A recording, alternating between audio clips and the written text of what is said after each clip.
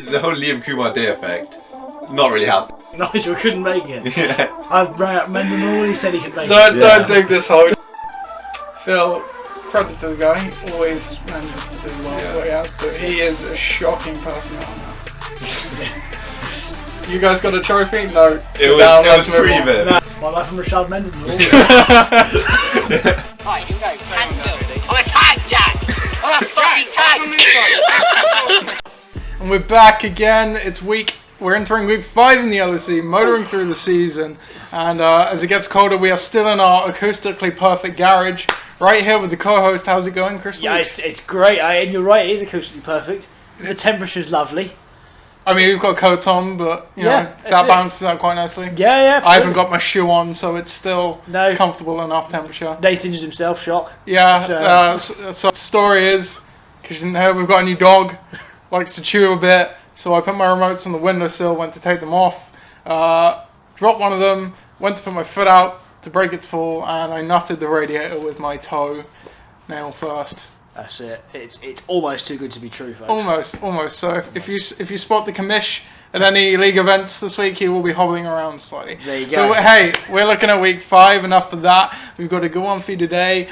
The LSE almost turned on its head last week. Yeah. We saw lots of interesting stuff. So without further delay, we will get to the league news.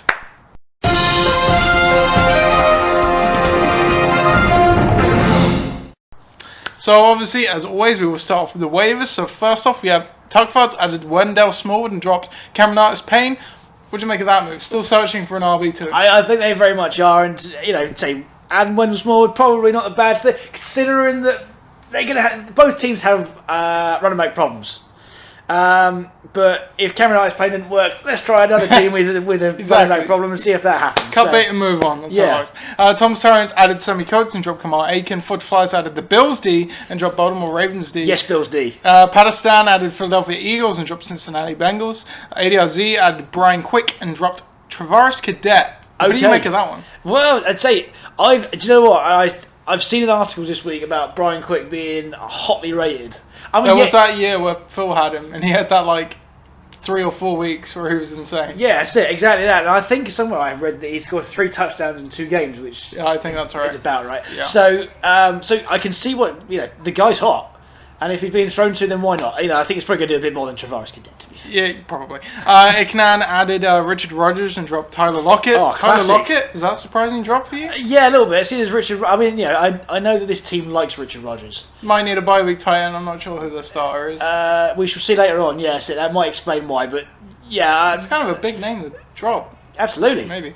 Cash for Gold added Hunter Henry and dropped Golden Tate. Yeah, good. That's a good move. I like that. Yeah, I was going for him too. I was quite annoyed considering I'm playing him this week. But Etna's added Dak Prescott and dropped Carson Palmer.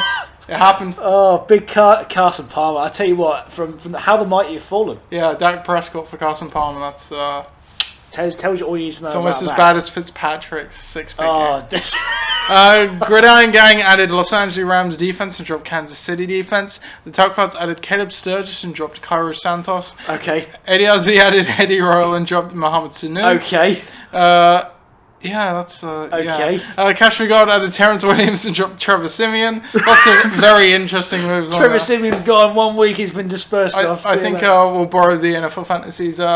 That helps no one or nobody cares. Yeah, that's it. Absolutely. About some of these waiver ads. But then they added James White and dropped Dwayne Washington even. Injured. Yeah, Cash for God added Pittsburgh Steelers, dropped Jacksonville D. Cash for God also added Andrew Franks and dropped Chris Boswell. Then they added Sam Fran D and dropped Pittsburgh D. They also dropped Kevin White and added Anquan Bolden. Wow. Very, very. Cash for Gold have been pretty active. Yeah, they have, and we will see why, because we will get to the injuries swiftly, and the injuries of which, as is the NFL, there are usually quite a lot. So, to start off with Gridiron Gang, obviously still missing Doug Martin with that hamstring injury. Yeah. Rumblings he could have possibly played this week, but since they've got a bye next week, they'll probably just hold him out through that. Eric Decker, he's got some sort of torn rotator cuff injury. Yeah, I heard about this. Talks of him going on IR. They didn't do it. It could be a week-to-week thing. Could be pain management. We'll see how he goes with that. Kenneth Dixon slated to play this weekend for the Good. first time this season. That's it. Coming off a knee injury from, I think, either his college days or the off-season. Could return to a Cashel Gold team that really needs another player this week. Absolutely. during the So bye. he's got a lot of talent as well. Exactly. Otherwise, Jeremy Langford's still dealing with that ankle injury. I think the timetable was about 4 to 6 weeks for him. Iknan, they're looking pretty good right now. Yep, probably one of the healthiest teams in the OC. Lucky Believe it for or them.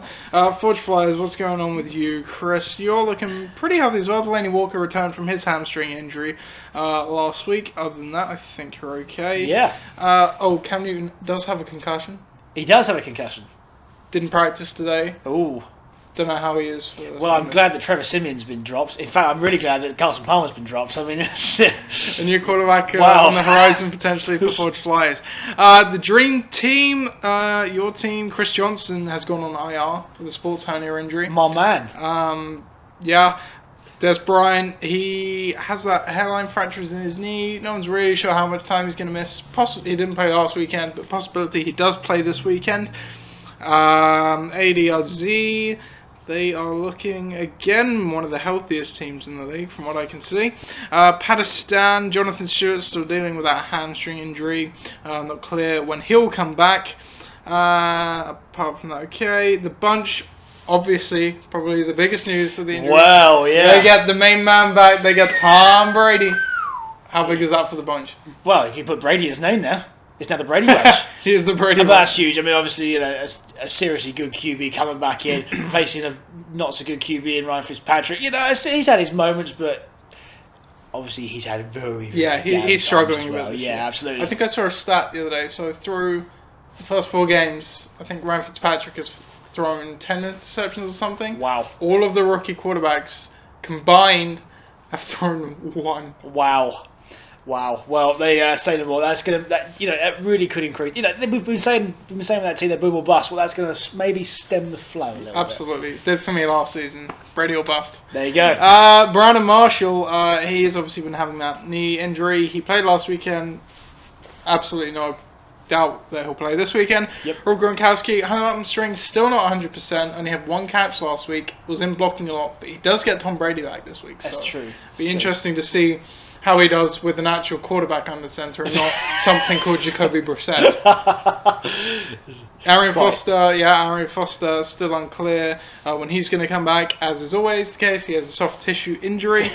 Never going to know when he's going to play again. No. Thomas Rules remains out. I think he has some sort of fractured fibula or something. Expected to miss the rest of October.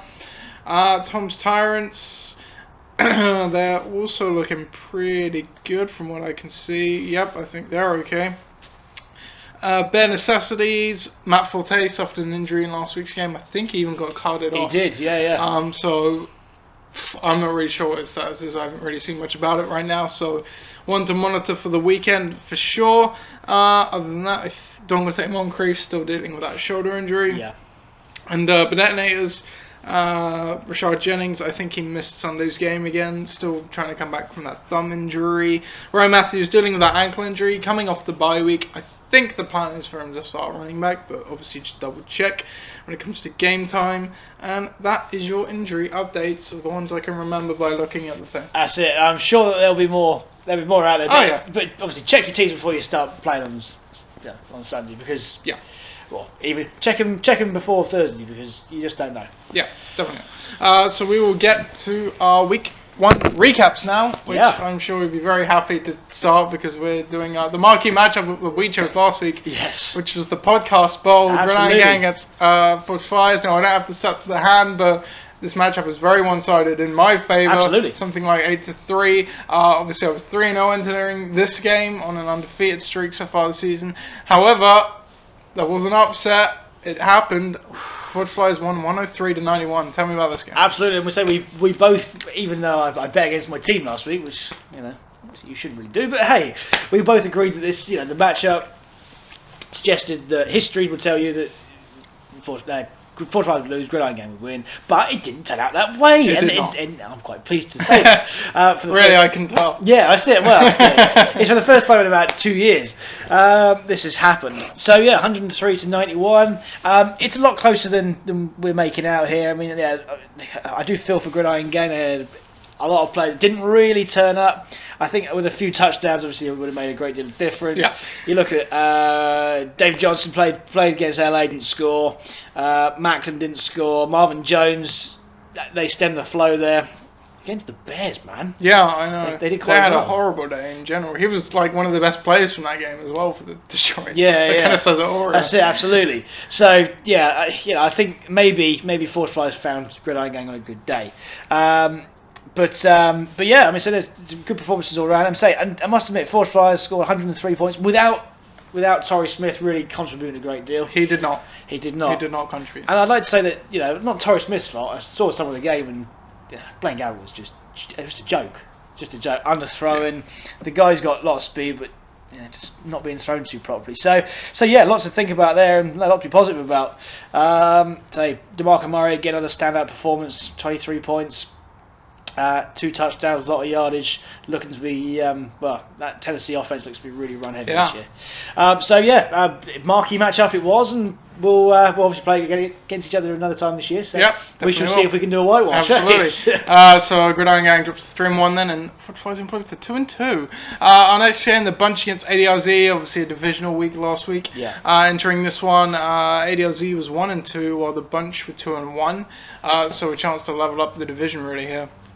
ADRZ obviously hasn't looked good thus far this season. Well, No. the bunch, we've seen a boom or bust-esque outing so far, and that tradition held true for them this week. And ADRZ had their best game of the season. They won it 126-83. Yeah, absolutely. And I think with the bunch we found their floor. Which if your floor is 83, then I think you're doing well. Obviously, really Without Brady too. Absolutely, there's some terrible performances in there. I think Ryan Fitzpatrick again didn't really turn up 10 points.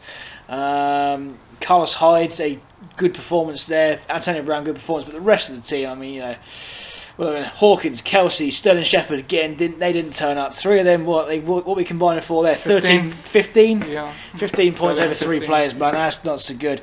So Seahawks D, they've drafted them well, drafted them high, chipping them with 12 points, but that's good. But no real standout performances from players who you wouldn't expect. But on the other side of the board, well, looking here, Blake Bortles in London. Yeah. The new home of the Jacksonville Yeah, Jaguars. it should be. He plays a lot better here than he does there, Yeah, that's for sure. well, there you go. It says a lot more about him. So, 29 points. 2 passing, 1 rushing. Very, very good day for him. And it carries on. It's consistent play, yeah. Theo Riddick, not so clever, but Devonta Freeman chipping in with a touchdown. That's what you want. Marius Thomas, good game. And AJ Green coming in with 23 points. That's what you want from someone you drafted in the first round. And this is what we're kind of seeing with ADSU. I said it at the top of the season, he's got a lot of star value, a lot of great players from season past, but for one reason or another this year, there's issues surrounding these guys that are going to hold them back. And up to this point, I was bang on in that assessment. Now, I didn't say they wouldn't come together one week. No. Because they are star-studded players, let's face it. Yeah. They came together this week, finally. Absolutely. That's it. And I mean, they're not really, in this game, they're not really touchdown dependent either, because you look in here, you think, maybe Jordan Reed, but Jordan Reed's had a great day. 2 touchdowns and 73 yards. But if you had 73 yards, you'd be quite happy with that. 173 yards for AJ Green, man, that's great. That's great. So, he's getting some reward maybe at this time for some of those players who obviously do have a lot of quality. But maybe took a little bit of time to get warmed up. Yep, absolutely. Our next game here, a close one, as it would turn out. Pakistan took on Tom's Tyrants. Both teams were entering this one at 1-2. So one would emerge 2-2, 11 and up, while the other would drop to 1-3. Pakistan obviously had the slow start, while Tom's Tyrants had the very good week 1, I believe, but they've been a bit cold since. Yeah. And that cold streak continued. They lost this one 97-91. Yeah, absolutely. And Pakistan were obviously the early season favourites. We quite fancied their team at the beginning of the year. And I think that some of the more underrated draft picks, should we say? Yeah. Are now becoming rewarding. So look at here. Philip Rivers had a good day. In fact, San Diego in general had a pretty good day. And it was a high score game, despite the fact that they lost.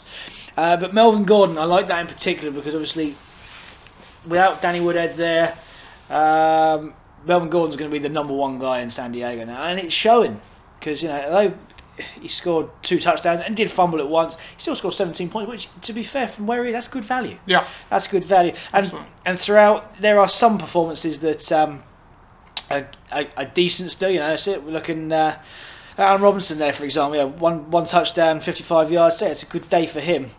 But there are other players, and the Bengals D, of course. But they against Miami and Ryan Tannehill.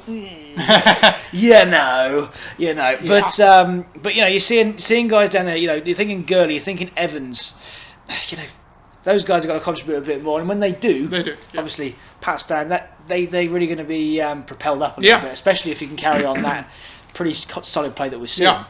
And this is this is kind of what we expect Pakistan to be. Not necessarily one of those teams that lights the world on fire, but has that consistently safe floor. They're always good for about 90 points plus. Yeah, absolutely. That makes they're finally rounding into that, I think. Yeah, absolutely. I think you're right. It makes it very, very difficult to beat. On the other side, Tom's Tyrants. What can you say? They're in a funk. There's no two ways about it. Yeah, and Tom's really going to have to use his nous to get out of the hole that he's in. And it's been seen in years past as well, but in a 12-team league with not a lot of quality on the waivers and a lot of injuries this year, are we really going to see that same kind of prolific performance? I mean, Andrew, you get what you get with him. Shame about the pick, but other than that, it's a pretty good stat line, pretty good points haul. But you look down on the rest of those players, and you think, I think that just maybe, receivers are going to be his problem this year, and it hasn't been in years past. When you've had Julio and you've been scoring massive amount of points, maybe that's the reason why.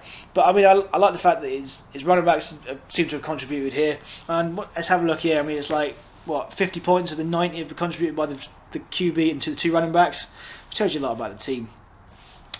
Benjamin, Landry, Deshaun, they're not firing at the moment. They're not getting what they want. And I think the likes of Landry in an offense that is struggling. We're not going to see too much upside to him. And these receivers, they have had good weeks so far this season. Yeah. But they're not the types that seem to be consistent so far. Absolutely, which you're looking for, and that's the tough thing for Tom. But I say, we've seen it before, and hopefully it can happen again. Yeah, absolutely. Our next game here pits Iknan against Bededenators. Bededenators obviously coming off their first loss in week 3, looking to bounce back from that, while Iknan trying to continue a bit of a hot streak they've been on. But their hot streak would end here because they stumbled a bit. 91-74, not the best game, but a win for Bededenators nonetheless. Yes, and sometimes you just got to have scrappy ones in the weeks, and you got to have a great deal of luck as well. I mean, Iknan, that really is a stinker of a week. I think the general rule. I think if you have an equation, I don't know, Ben likes his spreadsheets and equation for winning. I think that if you have an equation for winning a game in fantasy, your quarterback's always got to do well. And that's where the difference has been made here, because Stafford scored 8 points. And you look on the bench. I mean, of both teams, they've both got quarterbacks who had really great games. Yeah, absolutely. Russell Wilson against the Jets, 29 points. Had he played him, he'd have won the game. And then Matt Ryan. I mean, wow, wow. I mean, I haven't seen parts of this game on highlights. I mean, it's a real shootout. But I mean, you wouldn't have called it. You can't blame him for not playing it. No way. It just goes to show that this game could have been a completely different picture. Absolutely. Against the Panthers D. I mean, the Panthers D. To be fair, they sound scary, but they really haven't been this year. No. But yeah, that's the problem. I think there are a lot of points left on the bench, but that maybe isn't their fault. When you look at Iknan, you're going to play Larry, you're going to play Fuller, who did, to be fair, play quite well fantasy wise. And you're going to play Jeffrey, because those are 3 top quality receivers. But you don't expect Steve Smith to go off. You don't expect Frank Gore to be scoring 68 yards rushing, 27 yards receiving, and a touchdown. So on the other side of the board, we got Bededenators, isn't we've seen in weeks gone by that they really have been we're down in the doldrums. It's a shame for Ollie Bedetti, because we don't really see that very many years. Let's give them credit. They're 3-1, but they've definitely not been lighting up the scoreboard at all. Exactly that. And I think that here, we've seen 91 points come out from a few, maybe not so normal sources, should we put out there. So Carson Palmer, who's subsequently been dropped, by the way, been struggling. That's it, absolutely. He's been struggling. 13 points ain't good enough for a quarterback. Cut that. See how we go. But Mark Ingram, keeping the consistency going. Obviously, number 1 in New Orleans, good for him. Emmanuel Sanders, another good week. Yeah, absolutely. 2 weeks in a row. But you look at it, OBJ there. Look, 23 yards only, limited to that. Having the worst, I think, 4-game stretch now of his career. Yeah, absolutely. So that's really not what we want, and not what you want from your first round pick either. Which, yeah, it's difficult to take, I would imagine. But we're seeing here, like the Broncos D. Obviously, you know what to expect from them. 19 points, unexpected from a D to score you so many. But hey, I think that if you're looking for a QB, it's already one in form on your bench. Matt Ryan is in such good form this year. Yeah. The Falcons have somehow picked themselves up from a 2-year drop.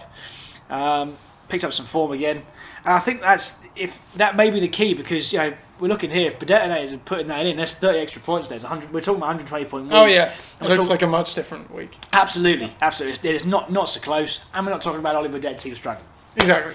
And from what we thought was a low-scoring game to an even lower-scoring game. It is. This is one of those games where no one really wins as such. It's just you outlasted your opponent and didn't lose. Absolutely. Ben Necessities took on Cash for Gold.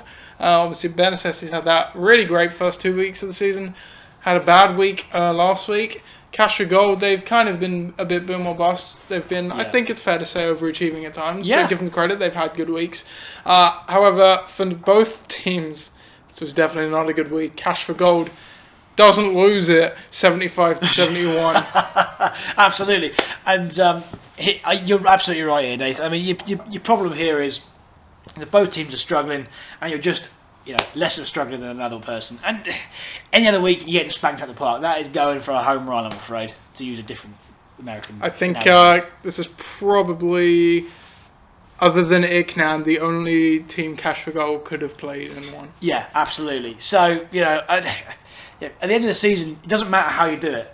It's those wins on the board. Yeah, it is. Definitely. And if you can get through these weeks with somehow scraping by, then you're on. You are going well. I feel for Dave, I really do. Ben Necessities here, let down by Eli, let down by Matt Forte, though his injury didn't help. Le'Veon's come back, showing a glimpse of his former self. But then we're going down at the receivers again. We're going to Nuke Hopkins. Less than 10 points combined. Dude. 3 receivers. That's it. Nuke Hopkins, 4 yards only limited to, man. I hate that. Brandon Cooks in what is a pretty much a shootout here. Only 31 yards across the whole game. You think, what is that? Stephon Diggs, who started very, very well, but he's not Sam Bradford's man. No. Yeah. It's always been tough for Vikings receivers since Randy Moss and Chris Carter. Really. Yeah, absolutely. So it's difficult. I mean, if it wasn't for special teams, this could have been an awful lot worse. Yeah. And we won't spend too long on this one because there really is not a lot to talk about. There's not a great deal to say. Same on the other side, really.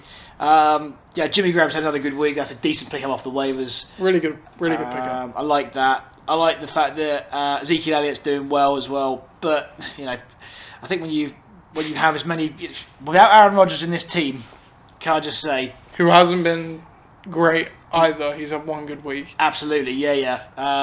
I do see this kind of performance throughout most of the year for Cash for Gold, especially as now again his receivers really aren't picking it up. Doug Baldwin has his weeks when they've just lost Kevin White as well, which I think I may have missed earlier. Yeah, absolutely. Yeah, so he's on IR. So you're going to have Golden Tate maybe back in there, or Tavon Austin. But even so, Chris Hogan. Yeah, Kenneth Dixon in the flex maybe. I think Kenneth Dixon is the starting running back this week. Oh wow, yeah, of course, to Derrick Henry. I see. And we've just got a live update here for you. Carson Palmer will not play in Thursday night's game. There you go. With a concussion. Good drop there by Ollie. All you can say. And he wasn't doing anything anyway, so... No, he was not. Our next game here, Tuckfards against the Dream Team. Now, Tuckfards have looked like the worst team in the league. I don't think that's an outlandish statement through the first 3 weeks of the season. They were on 3. Entering this one on the other side of the ball, the Dream Team have looked like one of the best teams, yet we're sitting at 1-2. Yeah. Hoping to pick up an easy win in this one. But again, luck just does not seem to be on the side. The Tuckfards pull out a great week. Yeah. Get their first one of the season in a typical Phil fashion, 118 to 113. I mean, that'll teach me for saying that this team's the worst I've ever seen in last week's podcast. I mean, there are elements of that still being there, but I mean, this is probably the best it's going to get for the Tuckfards this year. Like can I this disclaimer on this? This week would not be as good without Ben Roethlisberger. Can I just say? Or Michael Crabtree. Those two players make this week on their own. They got Ben Roethlisberger got 43, Crabtree got 26. Those two are combining for 70 of the 100. It's 2/3 of the points. It's it. Chucking Terrence West in there. That's 87 points between 3 players. Yeah, absolutely. The other 6 get about 30. That's it, absolutely. And is that going to happen every week? It's not. Is Ben Roethlisberger a very good quarterback? Yes. Is he going to play the Chiefs D every week? No. It was once fearsome. What happened to them? I don't know. But Roethlisberger doesn't score nearly 44 points every week. It's funny because I remember listening to some fantasy podcasts in the season, and none of them really like Ben Roethlisberger all that much because this is the type of quarterback he is. He is a boom and bust quarterback. He will either give you 5 touchdowns and 300 yards in a few weeks, or he will give you about 10, 15 points on a weekly basis. Yeah, absolutely. And it does suit Tuck Fans' style. Let's be honest. They are. I don't know that we've always seen them with a consistent QB. Breeze, Manning. Yeah. Nearly all the way through their team's history. That's true, but they've always been a boom and bust team. Always. Rodgers, sorry, not Manning. Yeah. Absolutely. But yeah, you're right. And with 2/3 of the points coming from 3 players, that's not going to happen every week. So I think there's not too much to jump up and down about just yet. But I mean, don't get me wrong. Good week. Take it like where you can. But this is it. This is the thing for Viv is that she shouldn't be too disheartened by it. Dream Team have done very well here. There's been consistent performances, and we're looking at. I always look for double figures every week. Barring Breeze, who may not have had the best day of his career. If he hadn't got one pick, then he would have won this game, which sucks. But look at Anderson doing well. Latavius Murray again disappointing. Julio, I mean, what? It's incredible that you lose when you have a receiver that gets 300 yards. Well, that's it, absolutely. And when we're looking here, I mean, again, we're looking at 2 receivers. 2 receivers here going for what? 48, nearly 48, 49 points near enough. Yeah. And the tight end, Greg Olsen, obviously, is Cam Newton's favourite in the Carolina offense. I like the consistency that Dream Team has shown. I think that it will pick up. I think when they play slightly lesser teams over the course of the year, the wins will start coming, especially with the team that he's got there. When you're scoring over 100 points, I think 4 weeks in a row. I think he played me. He got about 84, but other than that, he's been over 100 every week. 3 weeks and 84. You take that. Yeah, exactly. And with that, we will take a look at the standings because that was our final game of last week. So the standings currently look like this. Gridiron Gang still leading the Southampton division. The bunch could have taken the lead potentially with the win against ADLZ, but they lost. So Gridiron Gang 3-1, ADLZ, the bunch, and Forge Flies all 2-2. Woo! It's a close one in Southampton. I tell you what, I've never been parity. I haven't been parity for 3 years. That's it. 2-2, I'm even, man. Exactly. So I'm happy with that. Division 2, Portsmouth, but then they're still leading that one, 3-1 after their win last week. Ignan 2-2, could have had a chance to lead it, playing Ollie. Pakistan also at 2-2 now after their win over Tom's Tyrants, and Tom's Tyrants at the bottom of that division, 1-3. I hate to see that. Don't see that very often. No, absolutely. And in the Winchester division, Cash for Gold, the Rook, leading out the division at 3-1. A division we thought would perhaps be the best in the LEC entering the season. Not looking that way. Bare Necessities 2-2, looking the large downward arrow next to their name. Dream Team 1-3. Horrendous bad luck so far this season. The Tugfights also at 1-3, getting their first win.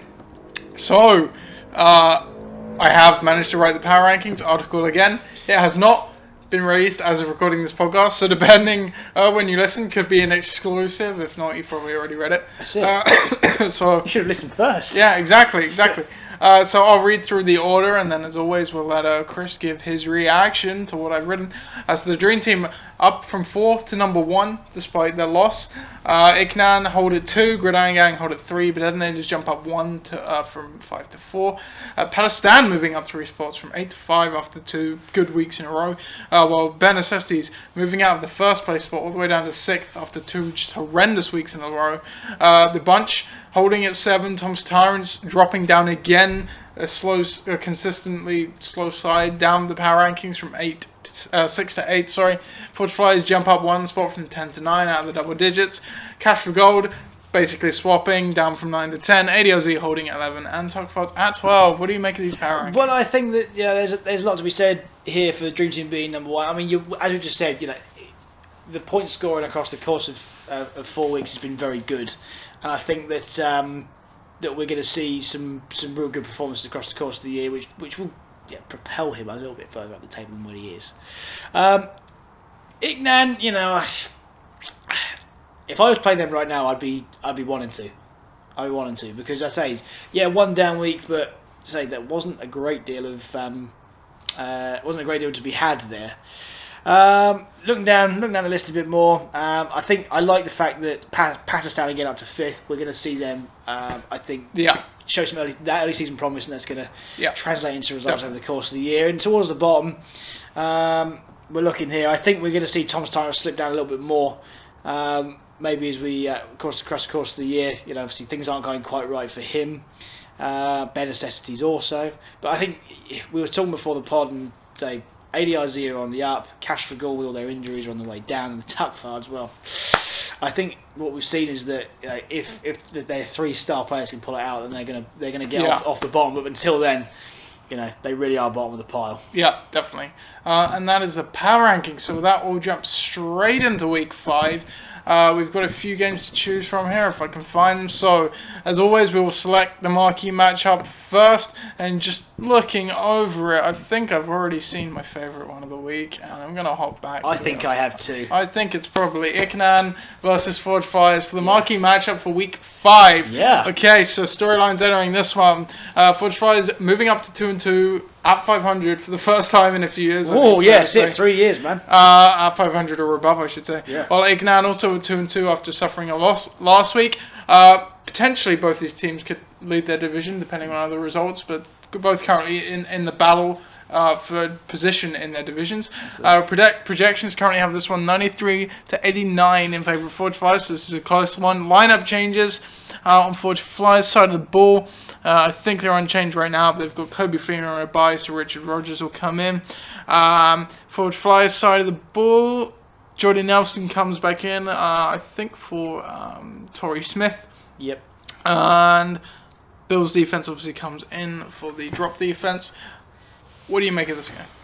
Yeah, I think this. I think here it's going to be quite a close game. I mean, say, you know, with Ignan coming off the back, of what was a pretty low-scoring game, and Forge Flyers coming off a pretty good result from their recent standards.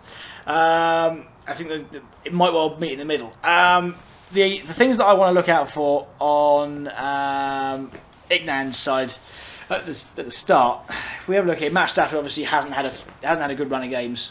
No, he hasn't. You know, apart from the game where Marvin Jones absolutely went off, and you know they connected quite well that day. Points-wise, not particularly good. I also think that Tom Brady's re-emergence this week will not make LeGarrette Blount's numbers quite as pumped up as we think here. Yeah. He's projected 13 points, which is a lot of yards and a touchdown. Could happen. It could again, especially playing in Cleveland. But I must admit, I don't see him being quite as prolific. I think you're right. Earlier on in the podcast, we said that Gronk and the receivers will probably see a boost this week. Definitely. At the expense of LeGarrette Blount, which is a bit of a shame, but he hasn't really got many other options to turn to, so it's worth rolling the dice. Maybe Frank Gore. I mean, he's had a few good weeks. Yeah, certainly has. A couple of good weeks in a row playing against the Bears. Maybe that's an idea, but don't take it up if you don't have to, Ben. The receiving core here, again, it's a strong receiving core, but again, they need the points, they need the yard. We didn't see that last week, and that's what really let this side down. I don't think Richard Rogers at tight end is really going to make too much of a difference either. Yes, Aaron Rodgers is throwing, but Aaron Rodgers hasn't been the Aaron Rodgers we all know. Absolutely, yes. Apart from his one Barnstorming week before the bye. Yeah. And the Panthers D, of course, playing in Tampa. Tampa, high octane offense. They like to pass. They like to. Carolina haven't looked. They haven't like themselves. Absolutely, their secondary has been very, very shaky. So we shall see how we go with that. On the other side, Cam Newton's still a little bit up in the air. It's good that he's playing on Monday night. Could we see a Derek Anderson play? Well, we shall see. It's a bit of a risk here for Forge Flyers, keeping that in and keeping him in there. But the option's always there. Yeah, sure is. And maybe if that does happen, then those canny folk out there who saw Cameron Artis Payne get dropped earlier on, Might consider picking him up, but we shall see how that pans out. Running back, say DeMarco Murray, each and every week gets projected low and always scores high. So I think that he won't be scoring 7 points, especially against Miami, who haven't looked particularly good this year. Jake McKinnon against Houston, not a particularly good matchup there. But we shall see if he can carry on his form. Against the receivers, Nelson's back in, which is always a good sign. Hilton and the misfiring Floyd, I would say. Finally came through last week. Yeah, absolutely, finally, but very touchdown dependent. So I think that, but he's playing San Francisco in San Francisco, so there's a time to kick off, then maybe that's the one. So yeah, it's going to be close, and I think here it's going to be a match of who doesn't do as well as they're projected. Yeah, I think so. It could be certainly potentially a lower scoring game. Obviously, we know you typically have the edge on it, Knan. You've got quite a good record against him. But last week we saw that flip on its head with me. So who are you taking in this game? Well, I've never bet for Vietnam, apart from when they were in the OC final, of course. But it's 4-5 for me this week, Nate. Okay, yeah, I agree it's going to be a close one, but I think I'm going to give the edge to Ick. Okay, all right. I just think he's got a, looking down the lineup, I agree with your comments against Blunt. However, against Cleveland, I think 70 yards and a touchdown, which is what he's projected, is certainly within the realm of possibility. I think it's fair to say. Yeah. I think Stafford's going to be the wild card here. I could see the other players on the team having decent weeks to get him to a point. Yeah. I think he'd need Stafford to have a good day to beat you against the Eagles D. That's definitely not a sure thing. So no, absolutely. I think that will be the key in this one. Yes, see. Our next game then, the Dream Team against ADRZ. The Dream Team trying to end their run of bad luck against Andy Dalton Red Zone team that's had a slow start to the year, it's fair to say, but they're at 2-2 now. Projections currently have this one 95-91. Lineup changes for the Dream Team. I don't believe they've made any yet, but they will need a different quarterback because Drew Brees is on a bye. And do they have one on the roster? It doesn't look like... oh, they do. Apologies. They have Carson Wentz. On ADRZ's side of the ball, Andy Dalton has come into the starting lineup in favour of Blake Bortles, who was on a bye. Other lineup changes, there doesn't appear to be any. What do you make of this game? Well, I think that here, the Dream Team is proven this year that they don't necessarily need to have a QB to do well, which is always a good sign when a QB is on a bye. So, obviously, we're going to see this week Carson Wentz coming in. He's had a pretty good start to the season in the reality world. Very good, yeah. But Fantasy World, it'd be interesting to see if he can keep that up. Against Detroit, in Detroit, they haven't looked that great on D. And I think the Philly are certainly coming back and looking resurgent. So I think that's going to be a good pickup. We're looking down here again. Denver playing Atlanta. Not much to say, but Latavius Murray at San Diego. I think this is the week where he's projected quite highly, but was obviously not done a lot. He's stuck in a committee, big-time committee in Oakland. Exactly, and they like to pass as well. They're high octane, like to pass, and that's where he's missing out. So I think that maybe that's projected just a little bit too high. But saying that, we got Julio still in there playing the Denver D though. In Denver, can he? 36 points was massive last week. Very, very tough matchup. For Dorset, I like that against the Bears, but the Bears did very well last week, so maybe they can carry that on. Olsen against Tampa, he's going to get looks, but only if Cam's playing. Yeah, only if Cam's playing, and that's the thing. If Cam doesn't play, then I think we're maybe going to see Olsen not do quite so well. On the other side, ADRZ coming off the back of a very, very good week, 126 points, very, very good. Yeah, but definitely. But Freeman against the Denver D, I don't think he's going to do quite as well. Last year he was absolutely matchup proof, but I think Atlanta have more options this year rather than the running game. So for them, but an interesting tidbit: Tevin Coleman has the sickle cell trait. Right. Okay. So it'll be interesting to see how he copes playing at high altitude. Well, that's very interesting. I didn't know that is okay. Well. Say no more. Hey, maybe that's going to get thrown out the window. Tevin Coleman's lack of red blood cells or white blood cells or whatever it is. Yeah. Then okay, fair enough. We shall see. Yeah. But down the ball a little bit. I like I like Cincinnati against Dallas because the Dallas secondary looked shit. It's looked not very good all year. Granted, last week Blake Bortles made them look excellent. They made them look world class, but you won't be playing against Blake Bortles every week. Blaine Gabbert. Close though. I'm thinking it's not being cut. I think if Jackson Blake Bortles was the guy who replaced Blaine Gabbert, so they're both pretty bad via Chad Henne. Yeah. So yeah, but Blake Bortles actually had a very good week. Blaine Gabbert didn't have a very good week, and he played for Jacksonville. Surprise. And to be fair, Gabbert being Gabbert, it made the secondary look world class. So I think AJ Green and Andy Dalton are going to have easy pickings against them. So that's a good point score opportunity. But I still think that the Dream Team have done very, very well over the course of the year, and they can take the win. Yeah, I'm going to pick them too. Just at the end of the day, I think they're the more talented roster in this case, and both teams have bad matchups, so I'd back them to win it. Good. Our next one, Pakistan against the Bunch. Two teams, two relatively new-ish teams. Obviously, one unretired last season, one inherited their team. Got their team that last season. Both sitting at 2-2 right now, so both vying to keep it going and keep a winning record. Projections currently have this one 101 to 74 in favour of Pakistan. Lineup changes in this one on Pakistan's side of the ball. I think John Brown might have come to the lineup. Alan Robinson's on a bye. Yeah, as Alan Robinson is on a bye, otherwise I think they're unchanged. They've got the Eagles D. Meanwhile, on the Bunch side of the ball, they are unchanged at the moment as they have Travis Kelce on a bye, Seahawks on a bye, and are not yet playing Tom Brady, a quarterback. What do you make of this game? Well, I'm looking at it here, and the Bunch are obviously projected low because they haven't got their star D and they haven't got their tight end. And I think that I'm looking here on the bench, they haven't got a tight end spare, so they really need to go pick one of those up. And genuinely good tight ends aren't very easy to come by. No. So that may be their Achilles heel this week, should we say. Obviously, picking up a D is the number one thing. But they do have, I'm going to look down here, they do have Bilal Powell on the bench. Right? Woohoo! That's it. Now, you might say woohoo, and you might mock, but Bilal Powell, that's it. I've read this week, in classic Vid Nathwani fashion, I've read an article which says that he is the man to have. If you were going to stash one player this week, that he is the guy. If Forte doesn't play, yeah. Absolutely. Which he gets carted off last week, Yeah. So hey, there's that. But at the same time, I'm looking on Pakistan. He's much more settled. Got a full team. Got guys who are in form, including Tevin Coleman, who may or may not do very well due to his sickle cell. Yeah. But there are options to replace in case.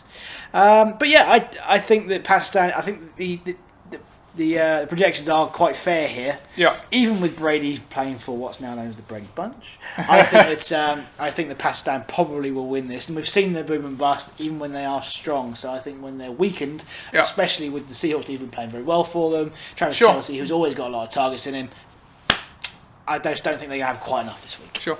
I agree. Pakistan looks good. They're definitely on the up and up. However, Tom Brady is playing Cleveland. Oh, sick. Can he carry everybody? If you've got Tom Brady on your roster, as we saw last season for me, it worked more often than not. Bunch is going to win on the back of Tom Brady. Huge. There you go, that's it. That's put out there like some bombs. That is fun. Our next one, we got the Tug Pods against Tom's Tyrants. A game in previous years would have been an extremely interesting one.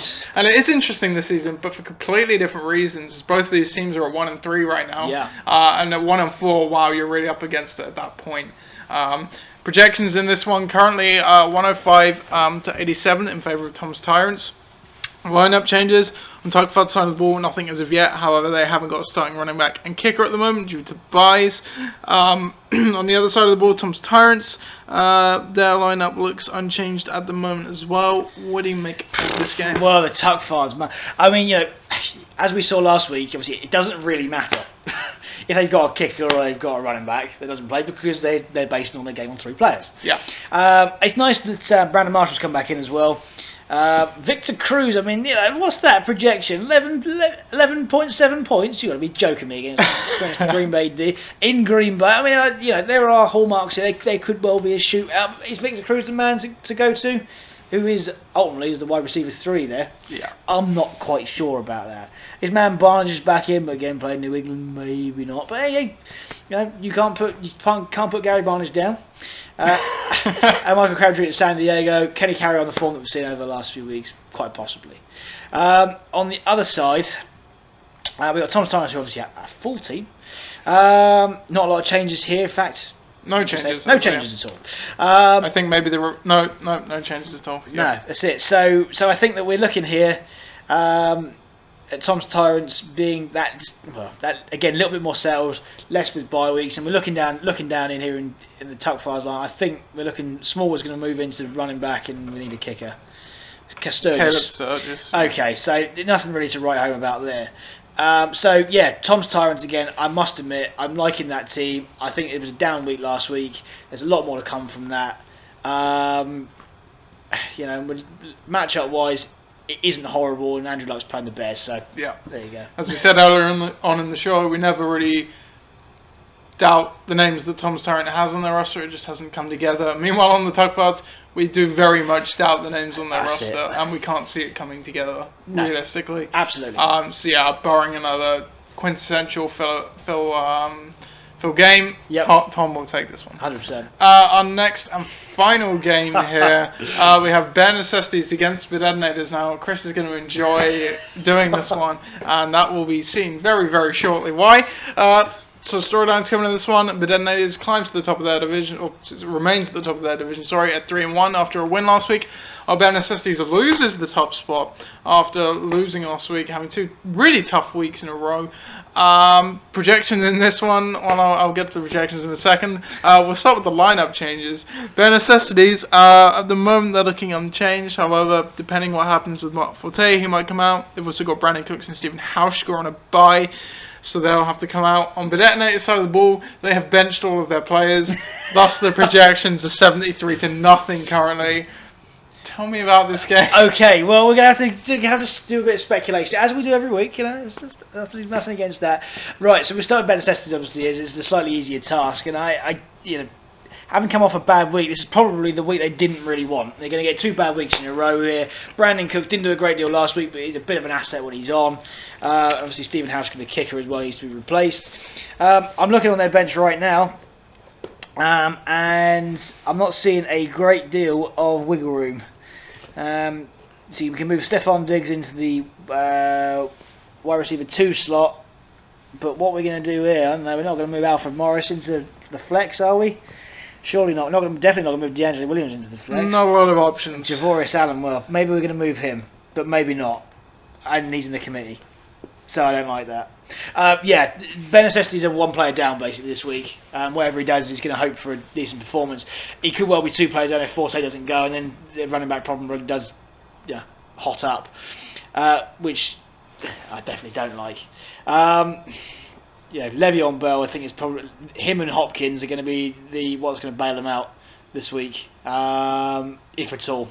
I'm afraid to say it, Dave, but you're on to 73 points already, so that's projected. I'm maybe not so sure that Stephon Diggs is going to score 12 points. I'm not sure Martellus Bennett is going to score 10 points, but maybe he will. Maybe Gronk will start, maybe he won't. Yeah, and Detonators? You want to tell me about Detonators? Well, Detonators, we're going to have to just speculate a little bit here. I presume he's going to be playing Matt Ryan in good form, and maybe he won't against Denver. Maybe he'll play Rashad Jennings. Prescott. Maybe he won't. Maybe he'll play Prescott. I don't know. But I think Detonators, to be fair, that's probably the best thing they could do is wipe the slate clean this week and just start picking again, because this is a very good cop-out for analysing. Absolutely. Because ultimately I think I don't see through what you do. That's it. They haven't started particularly well this year. Although the record is good, but the points maybe haven't been quite there. It's been consistent, but not great. Yeah, absolutely. And I think he's got a standard to live up to. He's obviously taken the raw piss out of me and doesn't want him to analyse his team. But judging by this week, I think he wouldn't even need to put a team in there because. I think the Bare Necessities are in a real problem. They're in a bad state this week, especially if Forte doesn't play. So if there's 1 week to play him without any players at all, it might be the week. Yeah, definitely. If you're ever going to bench your players, I guess you could say this is the week to do it. You had a nail on the head. bare necessities in the space of 2 weeks just looked like a completely different team, especially now that the buys are fit and whatnot, injuries. They're going to struggle in any matchup this week certainly, and maybe going forward. But Ednators, we still have concerns about whether they're going to be able to light it up, but I don't think there's any doubt in anyone's mind they will be able to be consistent enough to win games, and this is one of those games where they probably won't have to be on their absolute best to win it, so I picked the Ednators as well. And with that, that's all the games recap. Wow, there you go. So we enter week 5. Are you actually going to turn up at mine to watch the games anytime soon? I hope so. If I can. When you're done painting? When I'm done, building IKEA furniture and painting and just generally like getting to Sunday night and go, oh. Yeah, I know the feeling. Yeah, that's that feeling. But yeah, I mean, one day. One day I'll venture outside. What is this? This is the light, sun? Yeah, that's I haven't seen that in a while. That's it. I haven't seen anything in a while. No, that's it. I've only seen the inside of 4 walls I've painted. So. Great. From Instagram, they do look like some mighty fine walls. Well, thank you. Yeah. That's it. I must admit, I'm quite pleased with them myself. And with that, we will bid you well this week, and Chris will make sure Chris tweets out a picture of his wall so you can all see it. Yeah, go and retweet that. I will.